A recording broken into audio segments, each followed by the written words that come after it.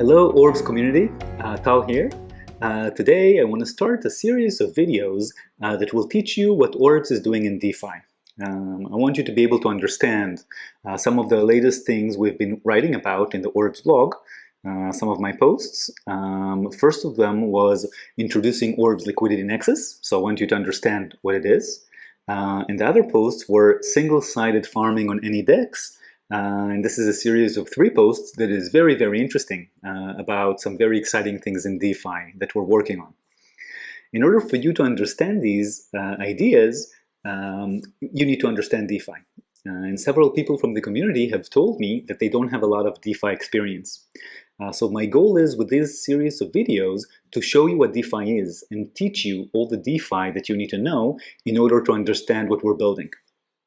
So we'll go over concepts like what is an AMM, a DEX, like Uniswap, and how does it work, and what is a vault, like Harvest Finance, and how does that work. So before we jump in, I want to show you like the big concept overview of single-sided farming. So the idea is, and you may not understand all of the concepts right now, but we will, trust me, you will in a few videos, is that we have a DeFi player and we have a CeFi player. DeFi player is kind of a person that is, I don't know, like a whale, a person who has crypto, who believes in Bitcoin and Ether, and they hold a lot of crypto and they participate in DeFi in order to generate yield over their holdings. A CeFi player is what I call the traditional financial player. This could be a regular company that has cash reserves. It's usually not a creature that understands crypto. They usually have fiat, they have dollars, and they invest in things like the stock exchange, bonds, and so forth.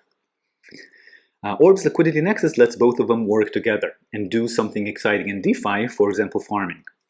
So the way it works is that you have a vault, and we'll see later what a vault is.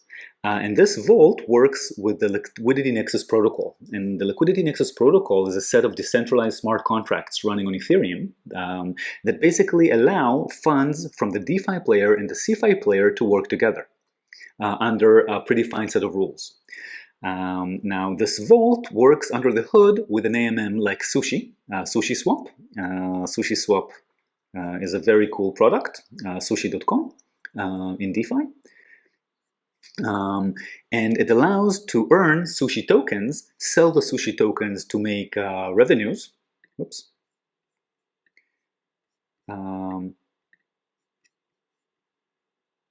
Sell the sushi tokens to make revenues and use these revenues to generate yield over the original investment in the DeFi vault in a product like Harvest Finance.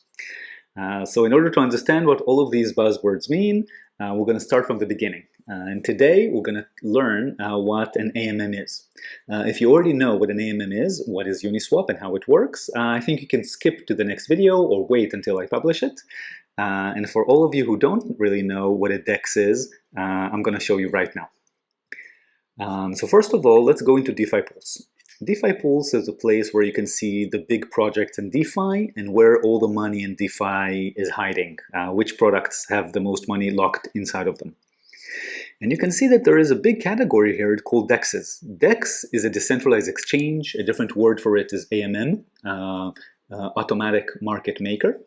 And there are many, many products like this that you probably have heard of, like Uniswap, SushiSwap, Curve Finance, Balancer, Bancor, and all of these you can see that they're in the top of the list. So these are very, very popular DeFi products, and I can even say that this is the most basic product in DeFi. This is the bread and butter of DeFi. So the biggest among is Uniswap. Among them all is Uniswap, and you can see that the liquidity in Uniswap is 7 billion, and this is just one product, and there are many, many DEXs out there. So these DEXs, as you can see, are very popular. So what is a DEX? A DEX is a decentralized exchange. So you may know a regular exchange, a regular centralized exchange, like Binance Exchange or Upbit or Bittrex. So there are many exchanges out there, and people go to exchange in order to trade. If they have dollars, they can buy Ether. If they have Ether, they can sell it to dollars or any other token. So this is an exchange, and this is a product that every person who participates in the financial industry needs. Why? Because they have assets and they want to trade between them. In DeFi, what you can do is you can implement this exchange in a completely decentralized way. And this is exactly what Uniswap is doing. So if you go into info, uniswap.org, you can see all the tokens that are traded in this exchange. So let's just pick an example, Ether, and let's take another example, USDC. USDC is a stable coin. That is worth exactly $1 US. So if I want to trade Ether and USDC, I can do it through Uniswap. You can see from the liquidity and from the volume that this is indeed very popular. Okay, the volume of Ether in 24 hours is $1 billion over $1 billion in 24 hours, and for USDC is $300,000 in 24 hours. So these, and there are, you can see how much US dollars are currently in Uniswap. Okay, $382 million. Inside Ether, much more, 3 billion. So you can see that this product is quite popular.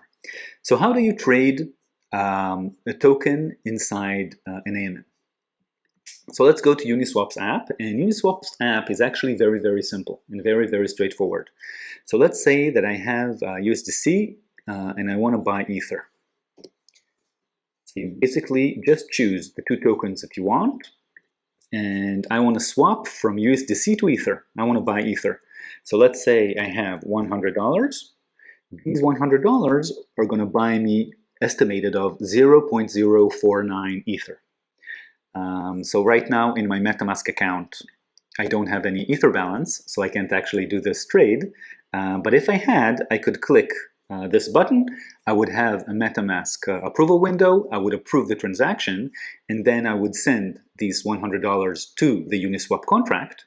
The Uniswap contract would have traded the US dollars to Ether and would send me back my Ether tokens. Okay, so that's how it works. If I want to do the opposite, I can take, let's say I have one Ether and I want to trade it to US dollars. I can send my Ether to Uniswap, and you can see that they tell me that I will get approximately 2,057 US dollars for it. Okay, so it's pretty cool. Very useful. And the product itself is very simple. So how does it work? Who exactly do you sell to?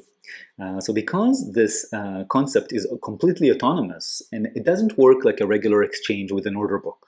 Instead, you trade with a contract. So where does the contract get money? So there is another player involved. So we have, so far we've seen one type of player, which is a trader. A trader has tokens from one kind of token, and they want to trade it to the other kind of token. The other party involved is a liquidity provider. So what is a liquidity provider? A liquidity provider is somebody who has both Ether and USDC, and is allowing the community of traders to trade through them.